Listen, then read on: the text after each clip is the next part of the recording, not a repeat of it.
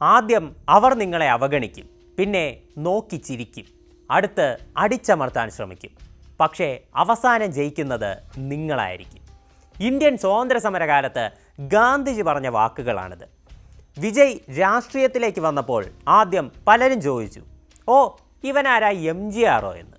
പിന്നെ പറഞ്ഞു, ഒരു ഇലക്ഷനിൽ പൊട്ടുമ്പോൾ വീണ്ടും സിനിമയിലൊക്കെ അഭിനയിച്ച് അടങ്ങി ഒതുങ്ങിയൊക്കെ ഇരുന്നോളുമെന്ന്. എന്നാൽ അയാൾ ഓരോ ദിവസം കഴിയും തോറും കൂടുതൽ ശക്തനാകാൻ തുടങ്ങി. ഇന്ന് അയാളെ പലരും ഭയപ്പെടുന്നു. നാളെ പലരുടെയും സ്ഥാനം അയാൾ കാരണം തെറിച്ചേക്കാം. ജനമറിയാത്ത പല കഥകളും അയാളിലൂടെ പുറത്തു വന്നേക്കാം.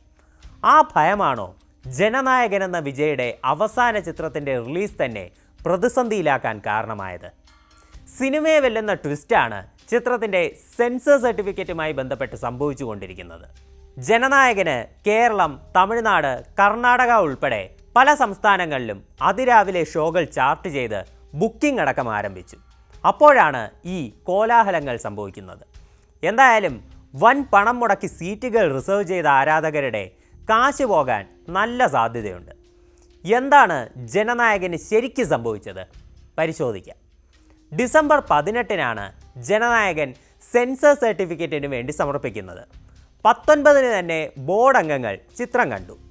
തുടർന്ന് സിനിമയിലെ ചില രംഗങ്ങൾ കട്ട് ചെയ്യണമെന്നും സംഭാഷണങ്ങൾ മ്യൂട്ട് ചെയ്യണമെന്നും അവർ നിർദ്ദേശിച്ചു. ഇതിൻ്റെ അടിസ്ഥാനത്തിൽ KNV പ്രൊഡക്ഷൻസ് ചിത്രത്തിലെ 27 രംഗങ്ങൾ കട്ട് ചെയ്തു. സംഭാഷണങ്ങളും സൈലൻ്റാക്കി.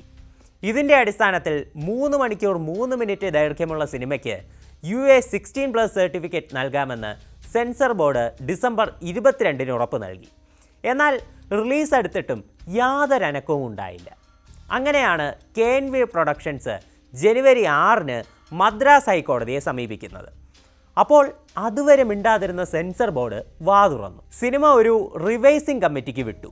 കമ്മിറ്റിയിലെ 9 അംഗങ്ങൾ ചിത്രം കണ്ട ശേഷമാകും പ്രദർശനാനുമതി നൽകുക എന്നവർ പറഞ്ഞു. അല്ല, എന്താ ഇങ്ങനെ പെട്ടെന്നൊരു മാറ്റത്തിന് കാരണം? അത് സിനിമ മതവികാരത്തെ വ്രണപ്പെടുത്തുന്നുവെന്നും സൈന്യത്തെ വികലമായി ചിത്രീകരിക്കുന്നുവെന്നും പറഞ്ഞ് ഒരു പരാതി കിട്ടിയിട്ടുണ്ട്. ഇത് കാരണമാണ് റിവൈസിംഗ് കമ്മിറ്റിക്ക് വിട്ടതെന്നായിരുന്നു സെൻസർ ബോർഡിൻ്റെ വിശദീകരണം. എന്തായാലും ജനുവരി 6-ന് കേസിൽ വാദമൊന്നും നടന്നില്ല. അത് 7-ലേക്ക് കോടതി മാറ്റിവെച്ചു. അന്ന് നിർമ്മാതാക്കൾ ചോദിച്ചു, ഇതുവരെയും റിലീസ് പോലുമാകാത്ത ജനനായകൻ എവിടുന്ന് കണ്ട് ആരാണ് പരാതി നൽകിയതെന്ന്. അപ്പോഴാണ് വളരെ വിചിത്രമായ മറുപടി വരുന്നത്. സെൻസർ ബോർഡിലെ EC അംഗങ്ങളിൽ ഒരാളാണ് ചിത്രത്തിനെതിരെ പരാതി നൽകിയതെന്ന്. ഒരു സിനിമ കണ്ട് അതിന് പ്രദർശനാനുമതി അനുവദിക്കുന്ന ബോർഡ് അംഗത്തിന് തന്നെ എങ്ങനെ പരാതി നൽകാനാകുമെന്ന് KNV പ്രൊഡക്ഷൻസിൻ്റെ ചോദ്യമുയർന്നു. എന്നാൽ ഈ വിഷയത്തിൽ തീരുമാനമെടുക്കാൻ സെൻസർ ബോർഡ് ചെയർമാന് അധികാരമുണ്ടെന്നായിരുന്നു മറുപടി. കോടതി അപ്പോൾ ചോദിച്ചു, റിവൈസിംഗ് കമ്മിറ്റിക്ക് വിടുന്ന കാര്യം നിർമ്മാതാക്കളെ എന്തുകൊണ്ട് നേരത്തെ അറിയിച്ചില്ല എന്ന്.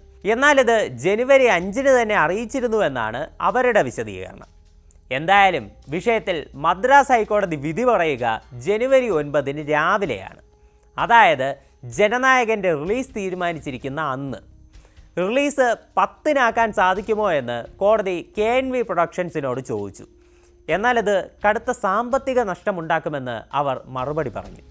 പക്ഷേ വിധി 9-ന് തന്നെ വരാനാണ് സാധ്യത. ഇനി 2 വഴികളാണ് ആകെ മുന്നിലുള്ളത്. ഒന്നുകിൽ സെൻസർ ബോർഡിൻ്റെ റിവൈസിംഗ് കമ്മിറ്റി ജനുവരി 8-ന് തന്നെ ചിത്രം കണ്ട് അതിന് സർട്ടിഫിക്കറ്റ് അനുവദിക്കണം. തമിഴ് വേർഷൻ സർട്ടിഫൈ ചെയ്ത് കിട്ടിയാൽ മാത്രമേ ഹിന്ദി, തെലുങ്ക് പതിപ്പുകൾക്കും പ്രദർശനാനുമതി ലഭിക്കൂ. അല്ലെങ്കിൽ കോടതി അടിയന്തരമായി വ്യാഴാഴ്ച തന്നെ വിഷയം പരിഗണിച്ച് ചിത്രത്തിന് പ്രദർശനാനുമതി നൽകണം. മുൻപ് വിജയ് ചിത്രം മെരസലിന് റിലീസിൻ്റെ തൊട്ട് തലേ ദിവസമാണ് സർട്ടിഫിക്കറ്റ് ലഭിച്ചതെന്ന് ഓർക്കണം. ചിലപ്പോൾ ജനനായകനും ആ ചരിത്രം ആവർത്തിച്ചേക്കാം. അങ്ങനെ വന്നാൽ അത് ആരാധകർക്ക് വലിയ ആശ്വാസമാകും. അല്ലെങ്കിൽ റിലീസ് ദിവസം രാവിലെയുള്ള ഷോകൾ റദ്ദാക്കപ്പെട്ടാലും ഉച്ചയ്ക്ക് ശേഷം പ്രദർശനം ആരംഭിക്കണം. അതായത് കോടതി വിധി വന്ന് മണിക്കൂറുകൾക്ക് ശേഷം തന്നെ. എന്നാൽ ഇതിന് സാധ്യത വളരെ കുറവാണ്.